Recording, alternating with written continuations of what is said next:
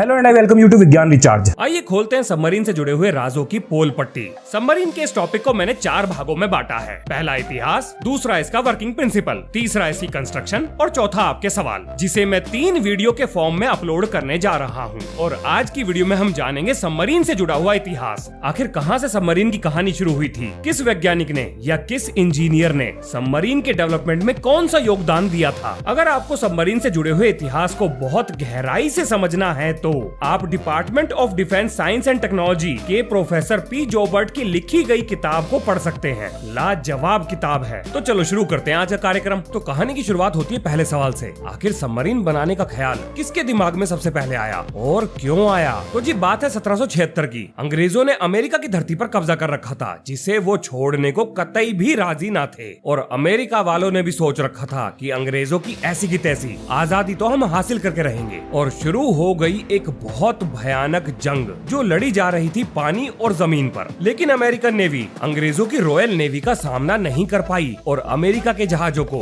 Royal navy ने ताश के पत्तों की तरह उड़ा दिया। अब 2 इन्वेंटर जो एक साथ येल यूनिवर्सिटी से ग्रेजुएशन कर चुके थे, एक ऐसे सीक्रेट हथियार पर काम कर रहे थे जो पानी में डूबकर बिना किसी को पता लगे अंग्रेजों के जहाजों तक जाएगा, बॉम्ब प्लांट करेगा और वापस आ जाएगा। और ये दोनों वैज्ञानिक थे रॉबर्ट बुशनेल और आइजैक डूलिटिल। रॉबर्ट बुशनेल वो पहले आदमी थे जिन्होंने अंडर वाटर गन पाउडर को एक्सप्लोड करके ये साबित कर दिखाया कि बारूद पानी के नीचे जलाया जा सकता है। और आइजैक डूलिटिल एक घड़ी निर्माता थे। अमेरिका को आजादी दिलाने के लिए ये दोनों वैज्ञानिक एक साथ आ गए और इन्होंने मिलकर निर्माण किया टर्टल का। हाँ जी, यही है दुनिया की पहली सबमरीन यानी टर्टल। अपने अंडर वाटर एक्सप्लोजन के अनुभव से बुशनेल ने अंडर वाटर माइन और टॉर्पिडो बनाने का विचार सामने रखा। लेकिन समस्या ये थी कि अगर इन्हें बना भी लिया जाए तो आखिर इन्हें चलाएंगे कैसे? तो इसके लिए दोनों इंजीनियर्स ने काटा एक पेड़ को और तैयार किया एक खोखला ढांचा। लेकिन क्योंकि ये ढांचा 2 टुकड़ों में बटा था तो इसे एक साथ कैसे रखें? इसके लिए उन्होंने इस ढांचे के चारों तरफ लोहे की एक पट्टी लगाई, जिसको कसकर इस ढांचे को एक जगह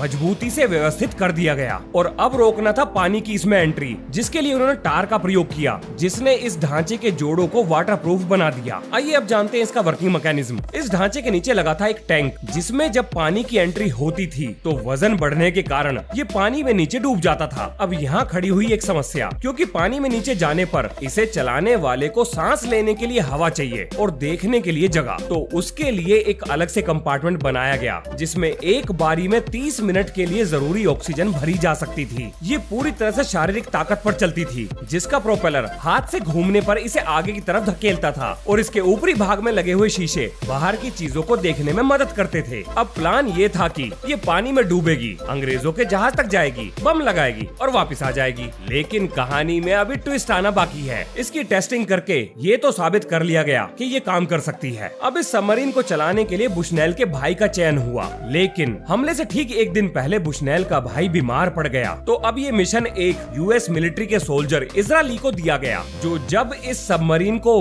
अंग्रेजों के जहाजों के पास लेकर पहुंचा और ड्रिल से जहाजों के हल में छेद करने की कोशिश की, तो उसे पता लगा कि अंग्रेजों के जहाज का हल तो धातु से बना हुआ है, जिसमें छेद करना असंभव है। इसलिए इजराइली ने वहीं पर बॉम्ब छोड़कर वापस आने में ही अपनी भलाई समझी और ये अटैक बुरी तरह से फेल हो गया। पर इस आधे घंटे की कोशिश ने ये साबित कर दिया कि सबमरीन बनाई जा सकती हैं और भविष्य का रास्ता खोल दिया।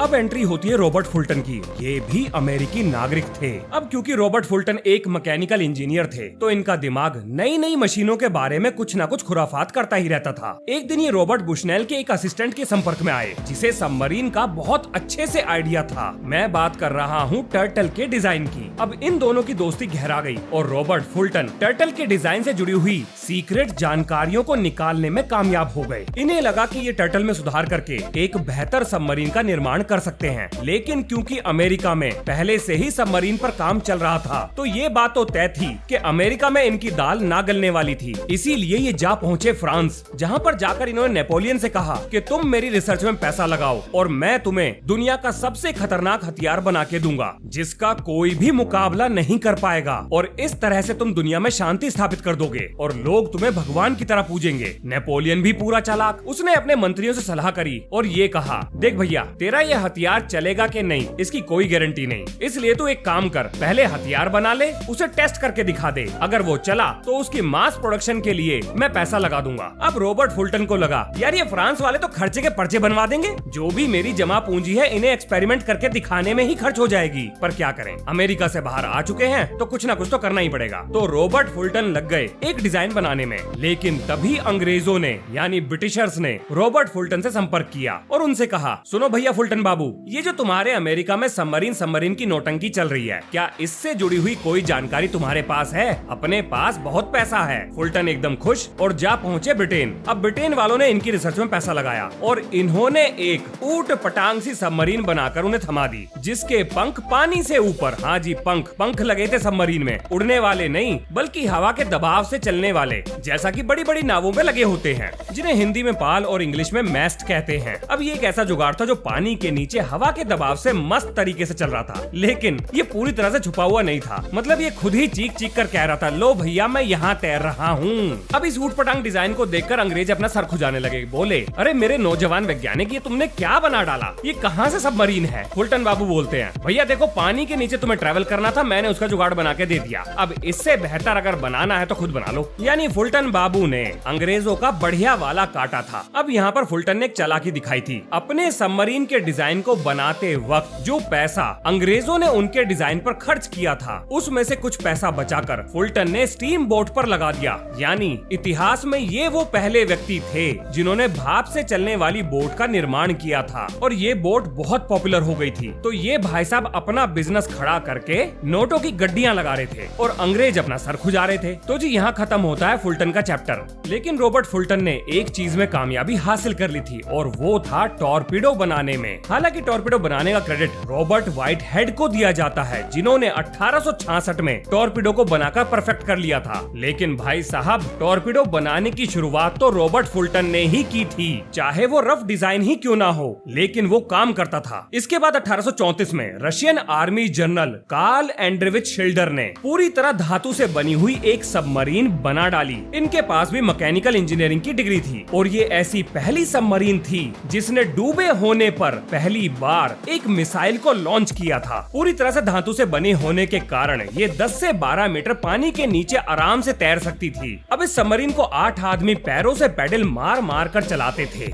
यानी अभी तक जितनी भी सबमरीन हमने देखी हैं, वो सारी ह्यूमन पावर्ड हैं। ना तो उनमें अभी तक किसी तरह के इंजन का इस्तेमाल किया गया और ना ही बैटरी से उन्हें चलाया गया। इसके बाद कई इन्वेंटर आए और गए, जैसे जॉश रॉड्रिगस, जिन्होंने हिप्पोपोटामो नाम की एक सबमरीन बनाई थी और पहली बार इस सबमरीन की मदद से एक नदी को पार किया गया था। इसके बाद आया 1851 में विलियम बोर, जो एक आर्मी पर्सनल थे। इन्होंने अगस्त होवार्ड के द्वारा बनाई गई एक सबमरीन को, जो कि ट्रेडमिल पर चलती थी, यानी उसके अंदर बैठा हुआ क्रू अपने पैरों से दौड़ दौड़ कर सबमरीन के प्रोपेलर को चलाता था। तो इस सबमरीन की टेस्टिंग के लिए विलियम बोर इसे लेकर कैल हार्बर पहुंचे, जो डूब गई और विलियम बोर भी इसी के साथ डूब गए। लेकिन उनके साथ गया हुआ क्रू इस सबमरीन में से बचने में कामयाब हो गया। इसके बाद लगातार सबमरीन के डिजाइन बनते रहे और बदलते रहे, जो धीरे धीरे 22 मीटर तक पानी में नीचे जाने में कामयाब हो गए और पानी में चलने की उनकी रफ्तार थी 3 नॉट्स के आसपास। अब 1863 में फ्रांस में एक नई सबमरीन का निर्माण हुआ,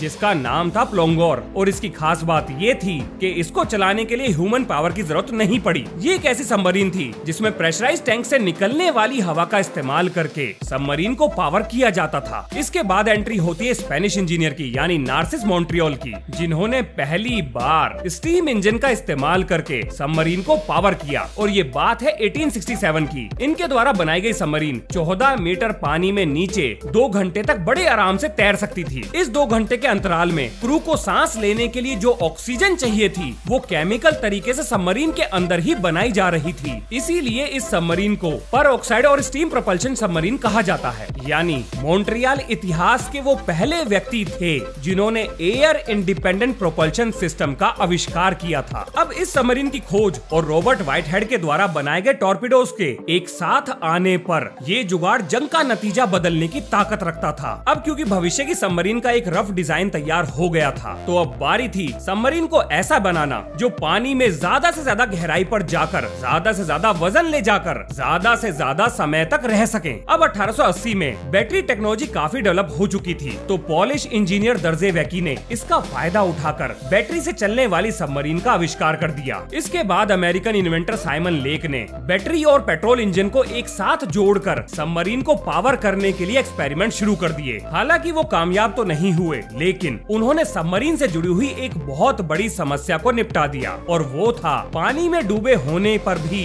बाहर की चीजों को साफ साफ देखने में होने वाली समस्या का समाधान। साइमन लेक ने जॉन हॉपकिंस के साथ मिलकर, जो ऑप्टिक्स के एक प्रोफेसर थे, एक पेरिस्कोप का निर्माण किया जो पानी में डूबी हुई सबमरीन को पानी से बाहर की चीजें साफ साफ देखने में मदद करता था। साइमन लेक ने अपना यह डिजाइन रशिया और ऑस्ट्रिया को बेच दिया, लेकिन सबमरीन से जुड़ी हुई अभी भी एक समस्या जस की तस बनी हुई थी। सबमरीन के अंदर पेट्रोल इंजन के इस्तेमाल से चारों तरफ पेट्रोल के कण फैल जाते थे, और इसके बहुत ज्यादा चांस थे कि अगर वो पेट्रोल आग पकड़ ले तो सबमरीन पानी के नीचे ही ब्लास्ट कर जाएगी। और ये समस्या सुलझाई एक जर्मन इंजीनियर रुडोल्फ डीजल ने, जिन्होंने डीजल इंजन की खोज की थी। अब क्योंकि डीजल इंजन में कोई भी इलेक्ट्रिक स्पार्क का इस्तेमाल नहीं किया जाता था और इसमें लेस वोलेटाइल फ्यूल का भी इस्तेमाल कर सकते थे, तो डीजल इंजन को सबमरीन में फिट करने के बाद सबमरीन की सुरक्षा से जुड़ी हुई सबसे बड़ी समस्या सुलझ गई। और कमाल की बात ये थी कि न्यूक्लियर पावर सबमरीन के आने से पहले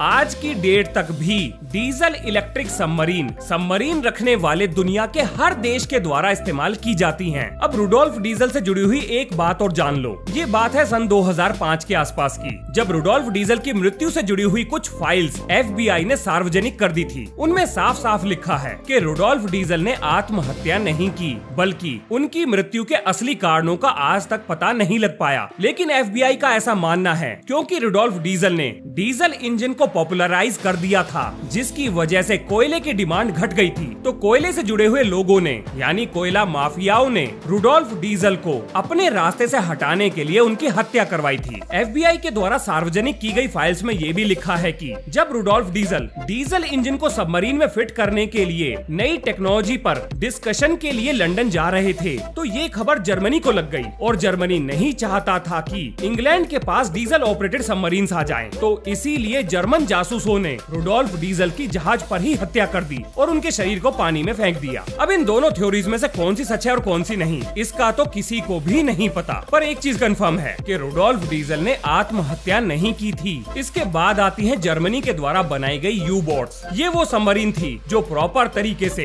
डीजल और बैटरीज पर चलती थी। अब क्योंकि उस समय तक सबमरीन से जुड़ी हुई टेक्नोलॉजी ज्यादा रिफाइन नहीं हुई थी, तो ये U-बोट्स ज्यादातर समय पानी के ऊपर ही बिताती थी, और उस समय ये अपने डीजल इंजन को चलाकर बैटरीज को चार्ज करके सिर्फ अटैक करने के समय ही पानी के नीचे जाया करती थी, या यूं कहें कि दिन के समय दुश्मन देशों से छुपने के लिए पानी के नीचे रहा करती थी। तो जी ये था सबमरीन से जुड़ा हुआ इतिहास। और अब बात आती है सबमरीन के कंस्ट्रक्शन और इसके वर्किंग मैकेनिज्म की। आखिर फिजिक्स और मैकेनिक्स के कौन कौन से नियम सबमरीन की फंक्शनैलिटी को डिफाइन करते हैं, तो ये वीडियो मिलेगी आपको कल, जिसमें मैं आपको सबमरीन से जुड़ी हुई पूरी इंजीनियरिंग डिटेल में समझाने वाला हूँ। तो मिलते हैं नेक्स्ट वीडियो में। जय हिंद, जय भारत।